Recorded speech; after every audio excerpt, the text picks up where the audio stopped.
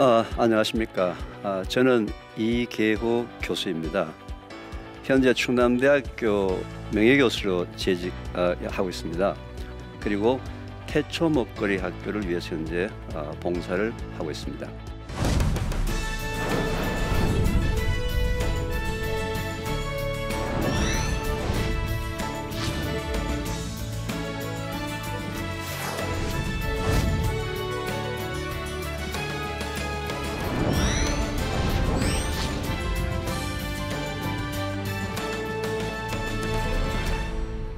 오늘은 특별히 현재 이 코로나 때문에 전 세계가 지금 혼란 상태에 있습니다.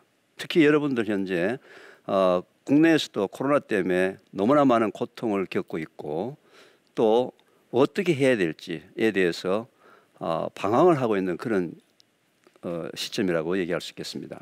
이번 강의를 통해서 5번의 강의를 통해서 코로나 시대에 살고 있는 저희들이 어떻게 우리 몸 관리를 하나님이 주신 방법대로 원래대로 기본을 회복해서 이 코로나에 대해서 어떻게 이길 수 있느냐에 대해서 아주 구체적인 방법에 대해서 한번 서로 의견을 나눠보려고 합니다.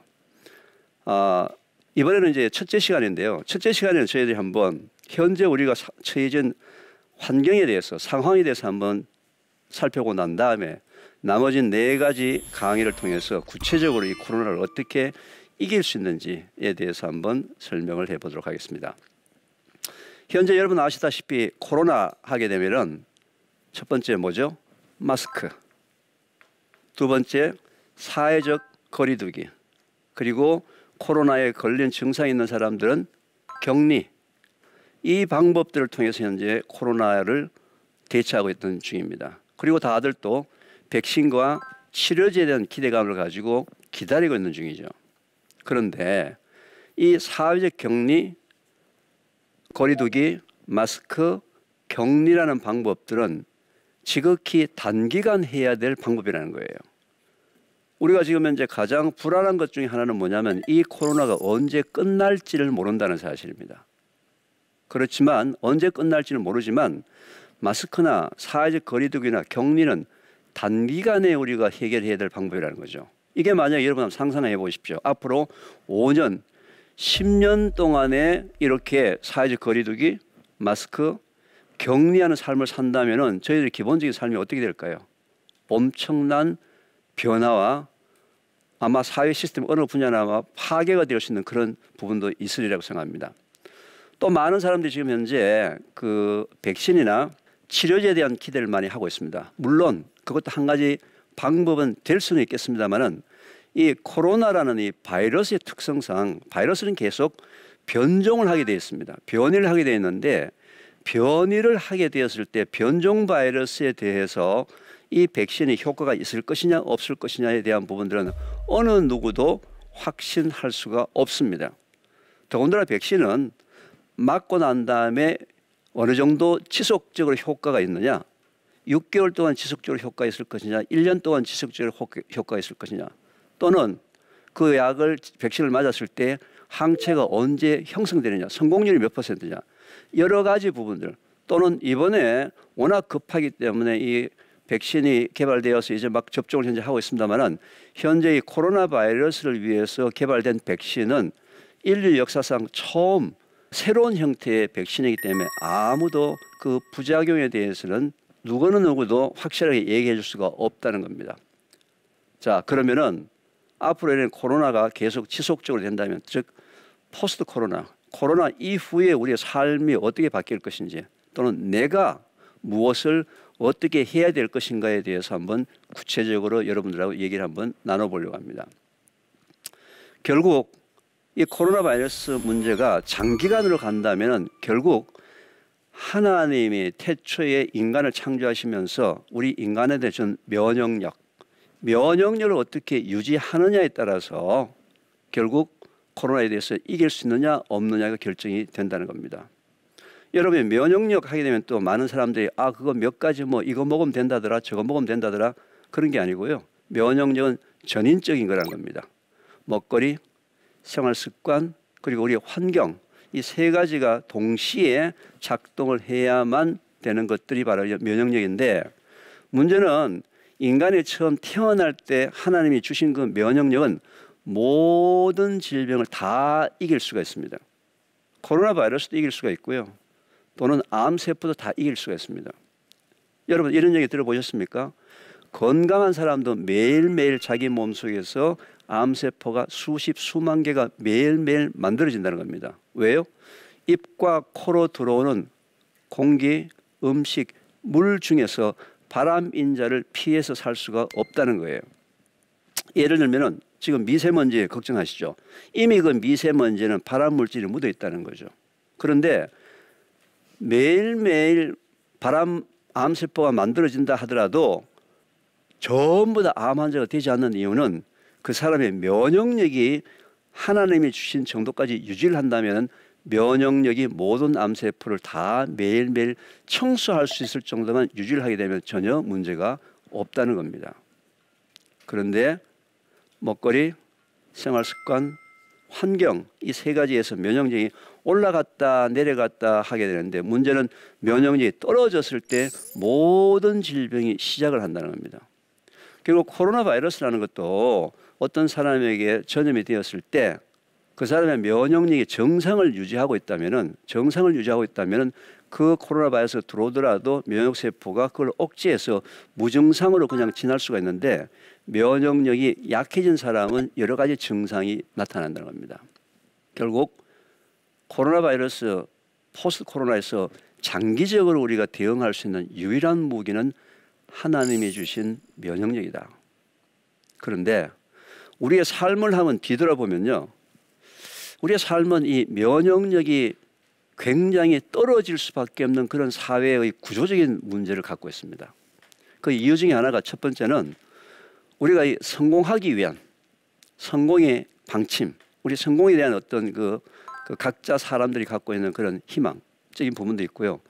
또 지금 현재 젊은 세대는 모르겠지만서도 우리가 50년, 60년 전에는 굶는 사람도 많이 있었어요. 이 배고픔에 굶주리면서 벗어나기 위해서 우리가 사회적으로 보게 되면 너무 많은 무리를 현재 하고 있다. 여러분, 제가 이제 이런 부정적인 얘기를 하게 되면은 누가 이런 얘기를 합니다. 아니 교수님, 현재 우리나라가 남녀 평균 수명이 80세가 넘었는데 무슨 얘기를 하시냐고. 맞죠? 요즘 여러분 주위에 환갑잔치 하는 사람 보셨습니까? 환갑이 언제예요? 60대 하는 거예요.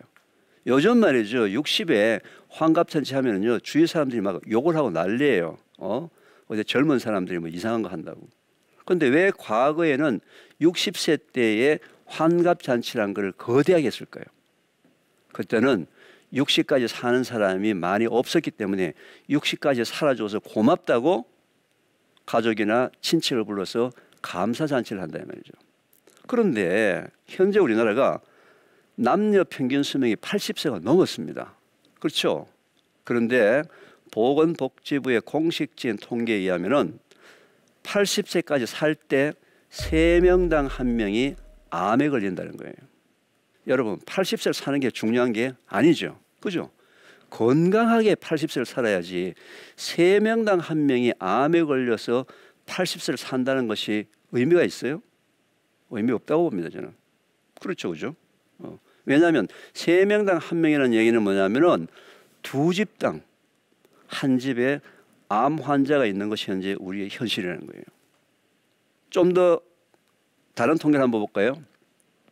현재 우리나라에 인구 10만 명당 45명의 대장암 환자가 있습니다. 인구 10만 명당 45명의 대장암 환자, 전 세계 나라가 한 180여 개국 되는데요. 전 세계에서 몇 등쯤 할까요? 대장암 발병률. 10등? 3등? 2등?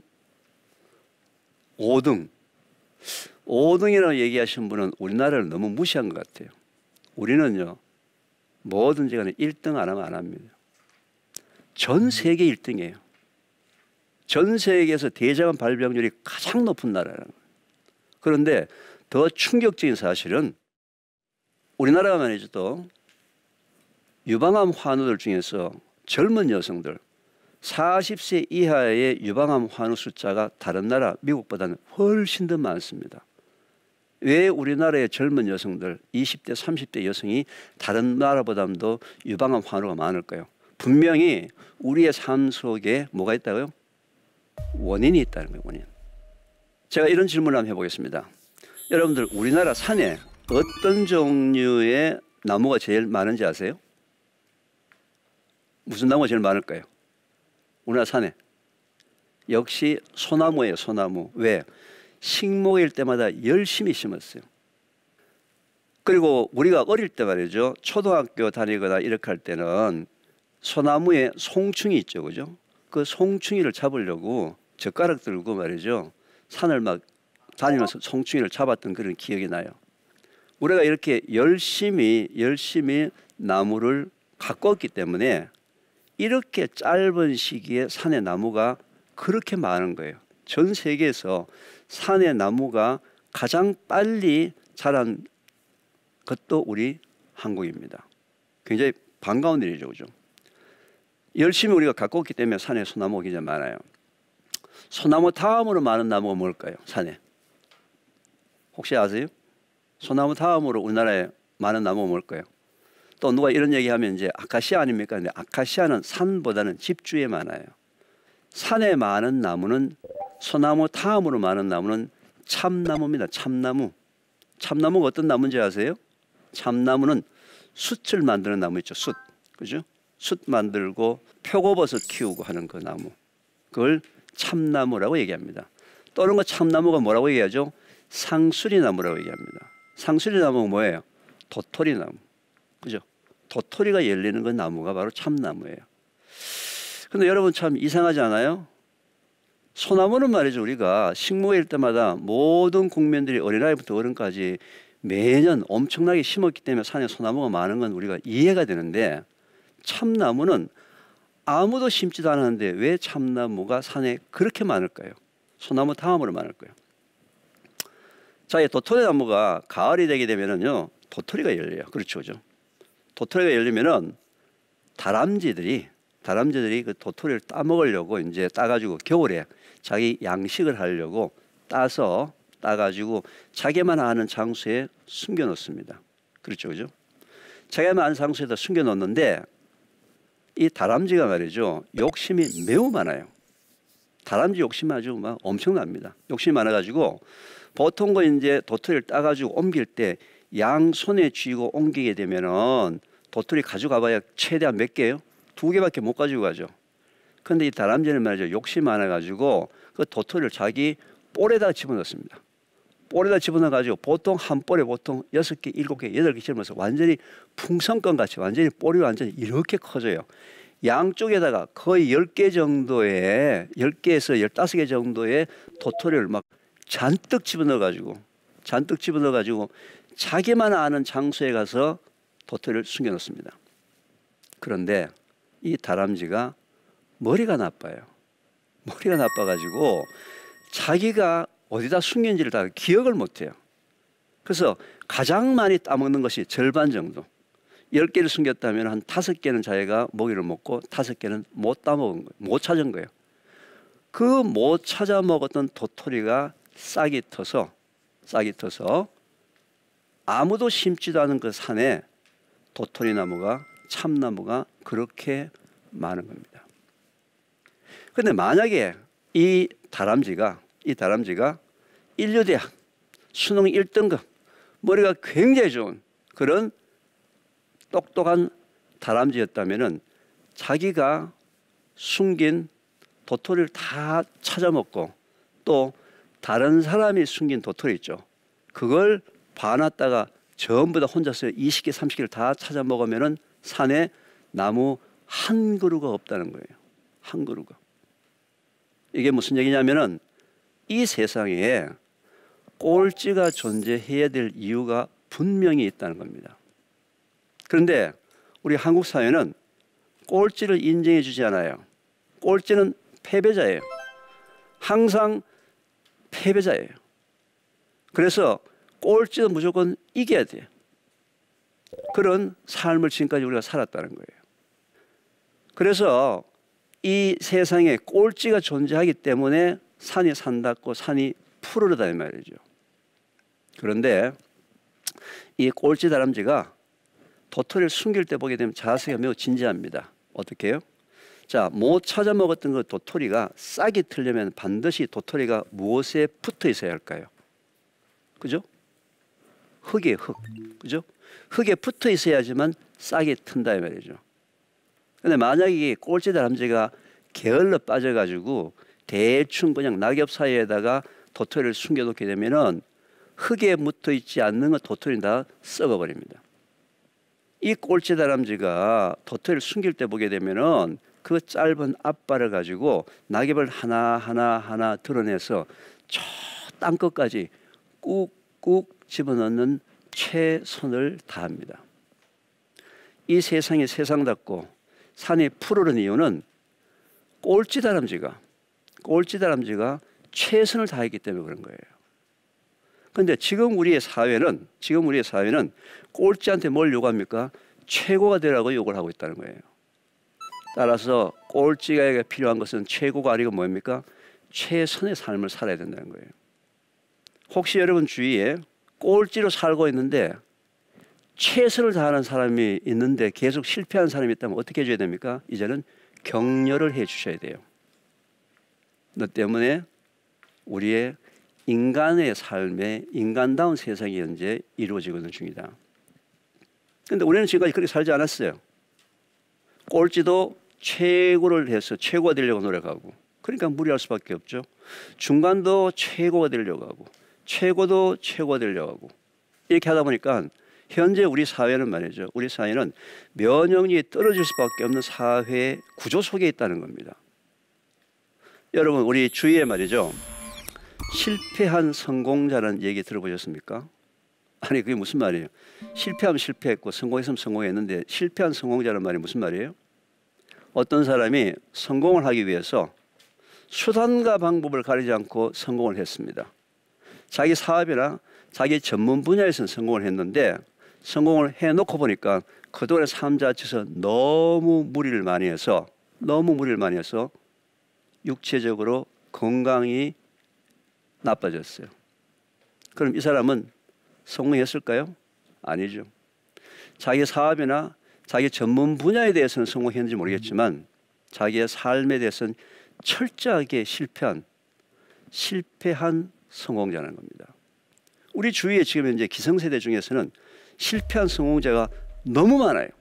우리 주위에 실패한 성공자 너무 많은데 제가 개인적으로 가장 가슴 아프게 생각하는 부분들은 우리 50대, 60대, 70대의 우리 기성세대들은 60대 기성세대들은 배고픔에 굶주리면서 벗어나기 위해서 무리를 했기 때문에 그 시행착오를 현재 겪는 건 문제가 없는데 현재 우리의 10대, 20대, 30대의 우리의 젊은 세대가 실패한 성공자의 길로 현재 걸어가고 있다는 거예요.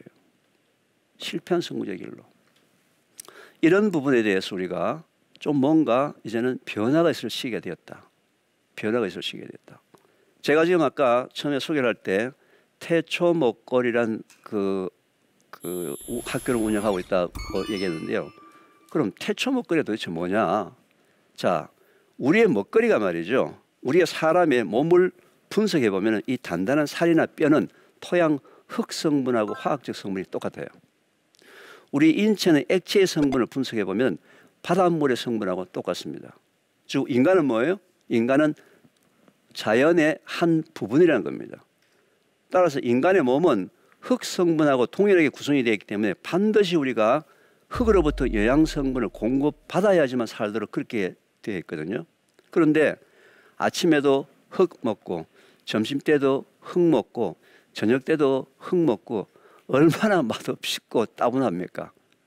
그래서 하나님께서 우리를 대신해서 흙 속에 있는 영양 성분을 공급해 주기 위해서 이 세상에 식물을 창조하셨습니다.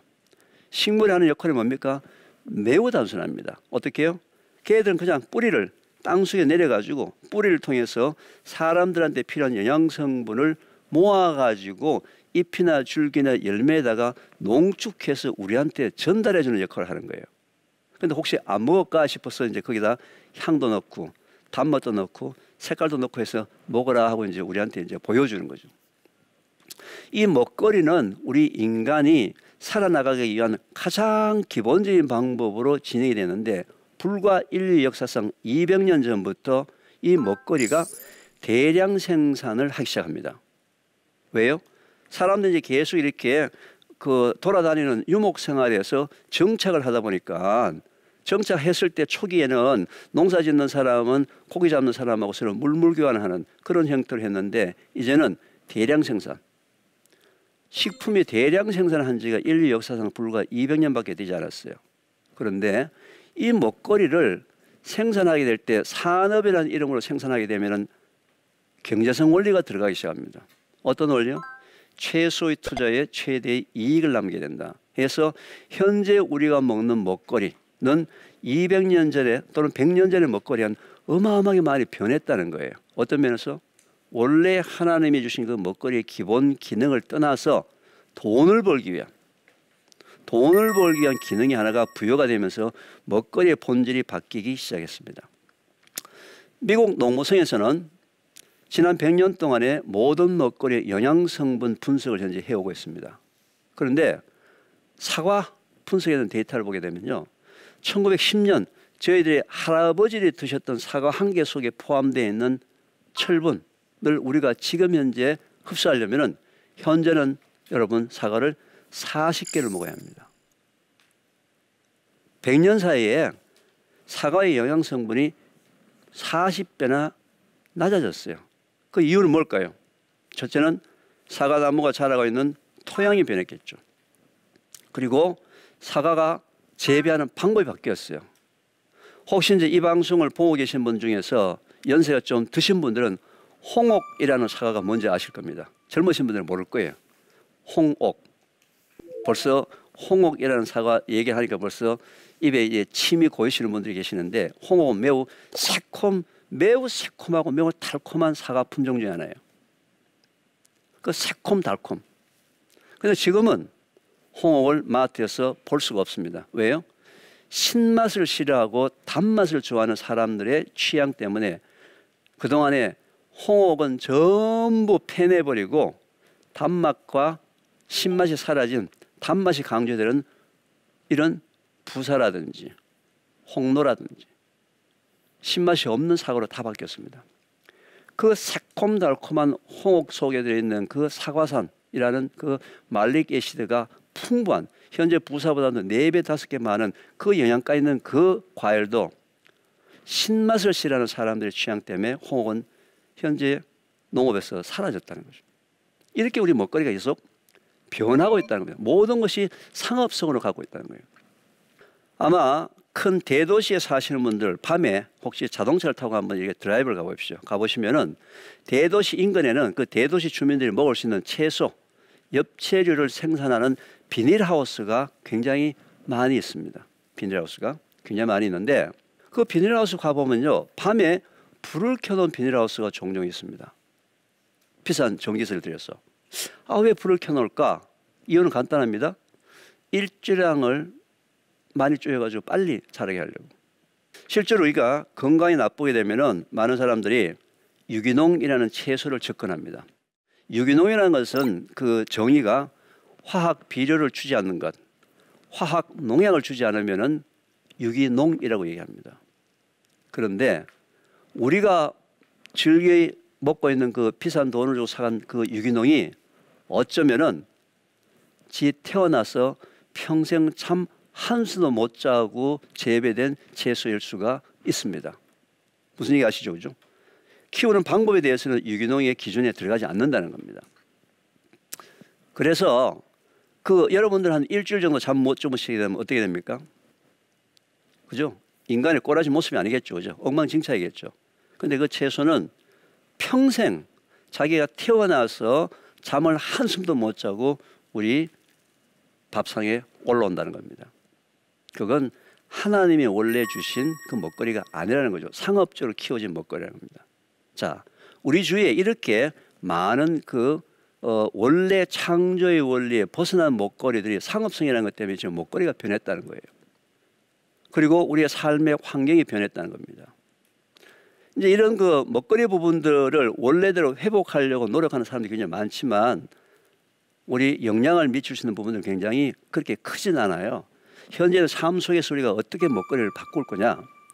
제가 지금 이제 아까 말씀드렸다시피 태초 먹거리라는 이름을 가지고 이제 지금까지 지난 10년 동안에 일반인들 대상으로 무료로 현재 강의를 진행하고 있습니다만은 저도 하나님이 원래 만든 태초 먹거리가 뭔지는 저는 모릅니다. 제가 어떻게 알겠습니까? 그렇지만 저는 과학자이기 때문에 200년 전에서 사람들이 돈을 벌기 위해서 먹거리를 어떻게 바꿨는지는 저는 알고 있다는 거예요. 특히 그 바꾼 먹거리 중에서 자연의 법칙에 어긋난 것들, 자연의 법칙에 어긋난 먹거리를 제가 말씀을 드릴 테니까 그런 먹거리들을 우리 주위에서 한 개 한 개씩 좀 빼가 보자. 그러면 점점 원래의 먹거리로 가까이 가지 않겠느냐. 물론 뭐 태초 먹거리에서 얘기하는 내용이 다 완벽한 내용은 아닙니다. 그렇지만 누군가는 시작을 해야 되겠죠. 시작하는 시작점을 제가 여러 강의를 통해서 이 우리 주위에 있는 먹거리를 좀 바꿔보자라는 현재 운동을 벌이고 있습니다. 제가 아까 좀 말씀드렸다시피 왜 이 먹거리가 중요하냐면요. 많은 사람들이 유전학해서 유전자가 자기의 운명을 결정한다 이렇게 알고 있습니다. 그걸 이제 공부하는 학문을 유전학이라고 얘기합니다. 유전학. 그래서 어떤 사람이 부모로부터 물려받은 유전자에 의해서 그 사람의 운명이 결정된다 해서 그동안에 전 세계 모든 과학자들이 인간의 유전자 연구를 굉장히 많이 해서 게놈 프로젝트라는 거대한 연구를 해서 인간의 유전자를 다 분석을 했어요. 다 분석을 해서 이제는 유전자 분석을 해서 이 사람이 당뇨에 걸릴 유전자가 있는지 없는지 또는 이 사람이 태어날 때 유방암에 걸릴 유전자가 있는지 없는지를 유전자 검사를 하면 다 알 수가 있습니다. 현재는 그렇게 변했어요. 그런데 재밌는 사실이 말이죠. 일란성 쌍둥이는 유전자가 동일합니다. 이 일란성 쌍둥이가 당뇨 유전자를 동일하게 갖고 태어났는데 60이 되어서 보니까 형은 당뇨에 걸렸는데 동생은 당뇨에 걸리지 않았다는 거죠. 그건 무슨 얘기입니까? 똑같이 당뇨 일으킬 수 있는 유전자를 갖고 있는데도 불구하고 그 사람이 60년 동안에 어떻게 살았느냐에 따라서 당뇨에 걸릴 수도 있고 안 걸릴 수도 있다 해서 이런 인자를 일컬어서 후성인자라고 얘기합니다. 그래서 요즘은 제네틱스, 유전학에 대한 관심보다는 에피제네틱스, 후성 유전학이라는 부분에 대해서 더 많은 관심을 갖고 있습니다. 제가 최근에 한 몇 년 전에 본 기사 중에서 가장 안타까운 기사가 이런 기사가 있었습니다. 미국의 유명한 여자 배우 엔젤리나 졸리라는 그 여자 배우가 자기 유전자를 검사를 해보니까 자기 유전자 속에 유방암 유전자, 변이 유전자가 있다는 것을 유전자 검사를 통해서 알았어요. 그래서 자기가 유방암 인자를 갖고 태어난 유전자를 부모로 물려받았기 때문에 이게 겁이 나서 유방암에 걸리기 전에 자기 유방을 전절제를 시켜버립니다. 그 사람이 과연 유방암으로부터 해방이 될까요? 저는 그렇게 생각하지 않습니다. 그 사람이 어떻게 사느냐에 따라서 유방암이 아니라 인체 어느 지역에서든지 간에 어느 구석에서든지 나쁜 문제가 발생할 수 있는 소지가 있다는 거죠. 그 사람의 삶의 문제지 그 인자가 문제가 아니라는 거죠. 그래서 제가 오늘 첫 번째 시간에서 우리 코로나를 대비한 면역력에 대한 부분들은 지금 제가 면역력 얘기하게 되면 막 이거 먹으면 좋다 하더라 저거 먹으면 좋다 하더라 어떤 단편적인 내용을 가지고 얘기하시는데 그게 아니고 전인적으로 먹거리, 생활습관, 환경, 특히 환경 중에서도 정신적인 환경 이 부분에 대해서 4가지 강의를 통해서 4번의 강의를 통해서 여러분들한테 구체적으로 설명을 드리겠습니다. 그렇게 되면은 코로나에 대해서 내가 이제는 무엇을 할 수 있다는 자신감이 있기 때문에 코로나에서 이길 수 있는 그런 환경이 되리라고 저는 믿습니다. 이렇게 해서 첫 번째 강의는 이걸로 마치도록 하겠습니다. 감사합니다. 우리가 지금 현재 가장 불안한 것 중에 하나는 뭐냐면 이 코로나가 언제 끝날지를 모른다는 사실입니다. 마스크나 사회적 거리두기나 격리는 단기간에 우리가 해결해야 될 방법이라는 거죠. 이 코로나 바이러스 문제가 장기간으로 간다면 결국 하나님이 태초에 인간을 창조하시면서 우리 인간에 대한 면역력을 어떻게 유지하느냐에 따라서 결국 코로나에 대해서 이길 수 있느냐 없느냐가 결정이 된다는 겁니다. 면역력은 먹거리, 생활습관, 환경 이 세 가지에서 면역력이 올라갔다 내려갔다 하게 되는데 문제는 면역력이 떨어졌을 때 모든 질병이 시작을 한다는 겁니다. 그리고 코로나 바이러스라는 것도 면역력이 약해진 사람은 여러 가지 증상이 나타난다는 겁니다.